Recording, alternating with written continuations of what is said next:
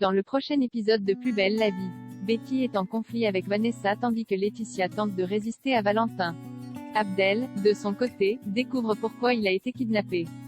Attention, les paragraphes qui suivent contiennent des spoilers sur l'épisode de Plus belle la vie diffusé demain soir sur France 3. Abdel, toujours en grand danger. Abdel est toujours retenu prisonnier, ligoté à une chaise.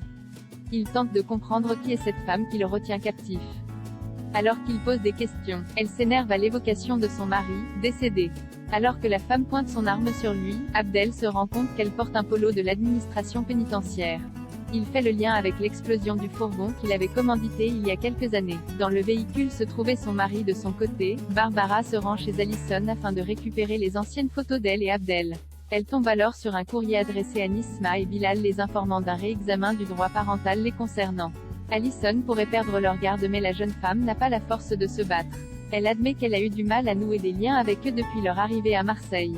Barbara tente de la secouer pour la faire agir mais Allison n'apprécie pas les leçons de morale de la fille de Léo.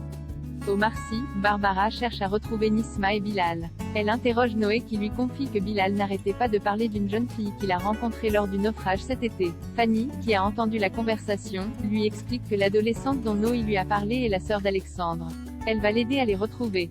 De son côté, Karim continue d'enquêter sur la disparition d'Abdel en s'introduisant chez Nasser, l'homme avec qui il s'était disputé lors du mariage de la cousine de Nisma. L'homme jure qu'il n'y est pour rien dans l'enlèvement. Mais Karim pense que c'est forcément quelqu'un du mariage puisqu'il est parti avec la camionnette. En regardant des photos de la fête, Karim remarque la présence d'un homme noir que Nasser ne semble pas connaître. Betty devient la nouvelle bête noire de la CPE au lycée. Noé propose un café à Mousse qui préfère refuser suite aux remarques de la nouvelle CPE. Il lui explique également qu'à partir de maintenant, il aimerait qu'il se vouvoie.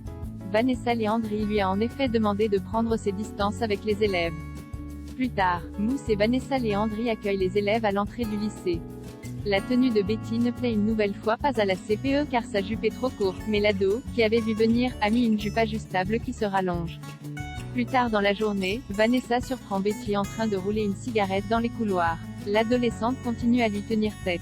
Sur le coup, la nouvelle CPE ne rentre pas en conflit avec elle mais elle monte par la suite un dossier pour que l'adolescente passe en conseil de discipline en vue de l'exclure. Mousse s'insurge mais Vanessa reste sur ses positions. Valentin et Delphine tentent le tout pour le tout. Valentin commence à douter du plan qu'ils ont mis en place avec Delphine. Il lui annonce qu'il aimerait en arrêter là, car il pense que Laetitia ne ressent plus rien pour lui. Mais Delphine est persuadée qu'elle est encore amoureuse de Valentin. Elle l'encourage à ne rien lâcher et lui conseille de lui montrer ses fesses.